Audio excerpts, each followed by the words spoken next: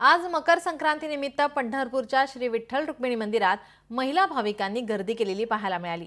आजच्या दिवशी श्री रुक्मिणी मातेला नवधान्याचा वाण वसा दिला जातो।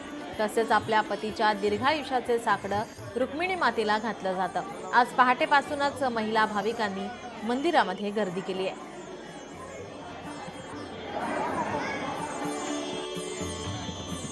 याच महिला भाविकांशी संवाद साधलाय आमचे प्रतिनिधी अभिराज उबाळे यांनी। पाहूयात।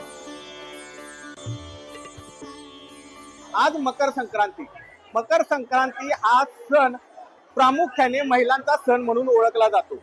आता आपण श्री विठ्ठल रुक्मिणी मंदिरात आहोत आणि या ठिकाणी राज्याच्या कानाकोपऱ्यातून मोठ्या प्रमाणामध्ये महिला रुक्मिणी मातेला वाणवसा देण्यासाठी दाखल झालेल्या आहेत। पहाटेपासूनच महिलांनी या ठिकाणी गर्दी केलेली आहे आणि आपण बघू शकता या सुवासिनी महिला आहेत आणि या एकमेकांना वाण देत आहेत।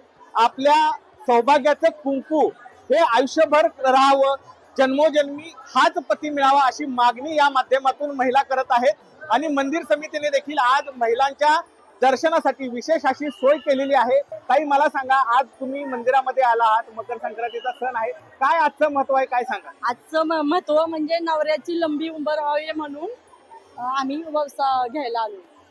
काय काय घेऊन आलात? ताटामध्ये बरेचसे पदार्थ दिसत आहेत। ताटामध्ये रानातले भोगीचं साहित्य आहे। ते भोगीचं साहित्य, हळदी कुंकू आणि पान सुपारी हे साहित्य घेऊन आलेलो आहे। सौभाग्यासाठी साजरा केला जातो आजचा दिवस। हळदी कुंकू हे याचा मान जास्त आहे। पानाचे विडे 5 खारका, 5 सुपाऱ्या, 5 हळकुंड याचा लय मान आहे। सौभाग्य अक्षय वाढव म्हणून याच्यासाठी हे करत असतात बायका। मोठ्या प्रमाणामध्ये महिला आलेल्या आहेत। देवीला नवधान्याचा वाण देण्यासाठी महिलांनी एकच गर्दी केलेली आहे आणि मंदिर समितीच्या वतीने देखील चोख दर्शनाची व्यवस्था महिलांसाठी करण्यात आलेली आहे। अभिराज उबाळे, लोकशाही मराठी, पंढरपूर। लोकशाही मराठी ऐका, पहा, जागरूक रहा।